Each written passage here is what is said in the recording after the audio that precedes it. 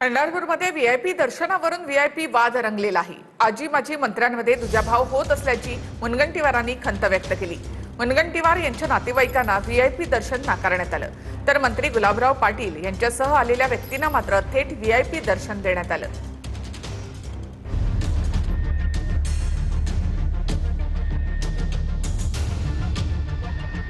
पंढरपुरात आषाढी वारीसाठी कालपासून व्हीआयपी दर्शन बंद करण्यात आले।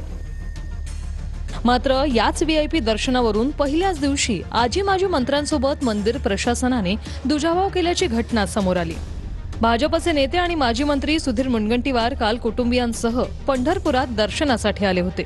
मात्र मुनगंटीवार आणि त्यांच्या पत्नीलाच व्हीआयपी दर्शनासाठी मंदिरात प्रवेश देण्यात आला।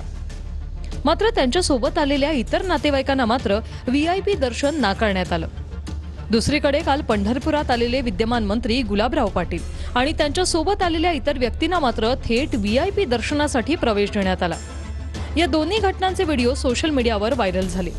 या घटनेनंतर नाराज झालेल्या मुनगंटीवारांनी त्यांची खंत बोलून दाखवली। संबंधितांना आपण या असं निमंत्रण देता कामा नये, एवढी काळजी घेतली पाहिजे। कोणाकडून आढळलं? पोलीस का मंदिर प्रशासन?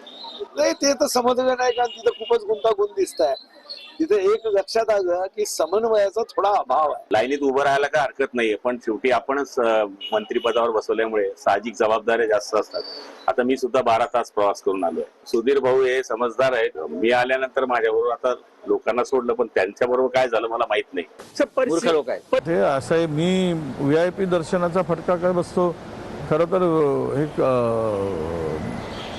पंढरपूरच्या ठिकाणी श्रद्धेने जाणाऱ्यांना थोडा त्रास झाला तरी ते सहन करण्याची आवश्यकता आहे। शेवट देवाच्या दर्शनाला जातो आपण, तिथे फटका बसला असं मला म्हणता येत नाही।